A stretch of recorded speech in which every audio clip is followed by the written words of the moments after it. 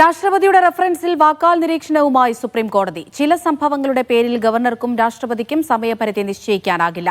കാലതാമസം നേരിടുന്ന കേസുകളുണ്ട്. അത്തരം സംഭവങ്ങളിൽ കോടതിയെ സമീപിക്കാമെന്നും കോടതി നിരീക്ഷിച്ചു. PR അരവിന്ദ് വിവരങ്ങൾ നൽകാനായി ചേരുന്നുണ്ട്. അരവിന്ദ്, ഈ വിഷയത്തിൽ എന്തൊക്കെ നിരീക്ഷണമാണ് ഇന്നിപ്പോൾ കോടതിയുടെ ഭാഗത്തു നിന്നുണ്ടായത്?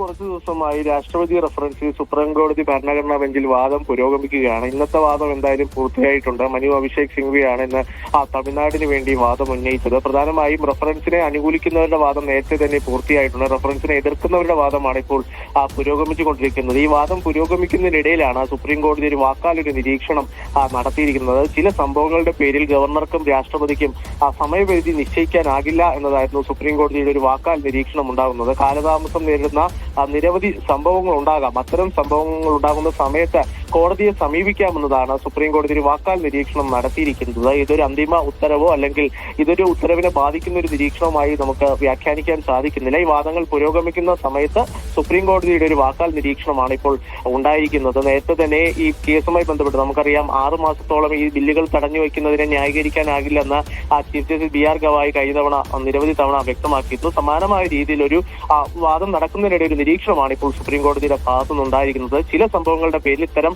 സമയപരിധി ഗവർണർക്കും രാഷ്ട്രപതിക്കും നിശ്ചയിക്കാൻ സാധിക്കില്ല, അല്ലെങ്കിൽ അത്തരം ഒരു സമയപരിധി നിശ്ചയിക്കാനാകില്ല എന്നതാണ് സുപ്രീം കോടതി ഇപ്പോൾ വാക്കാൽ നിരീക്ഷിച്ചിരിക്കുന്നത്. നാളെ ഈ കേസിൽ വാദം തുടരും. അമൃത.